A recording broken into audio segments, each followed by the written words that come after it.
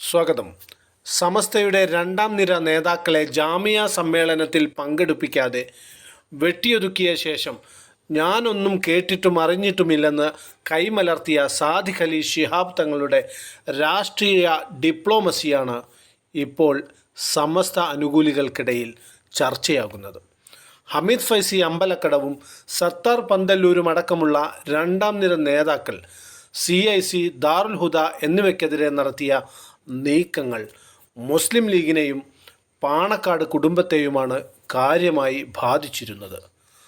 സമസ്തയെ പൂർണ്ണമായും നിയന്ത്രണത്തിലാക്കാനുള്ള ഇവരുടെ നീക്കത്തിനാണ് സമസ്തയുടെ ഒന്നാം നിര പണ്ഡിതന്മാരെയും പട്ടിക്കാട് ജാമിയ നൂരിയയെയും ഉപയോഗിച്ച് മുസ്ലിം ലീഗ് ഇപ്പോൾ തടയിട്ടിരിക്കുന്നത് എന്നാണ് പറയപ്പെടുന്നത്. ജാമിയ നൂരിയ വാർഷിക സമ്മേളനത്തിൽ നിന്ന് യുവ നേതാക്കളെ ഒഴിവാക്കിയ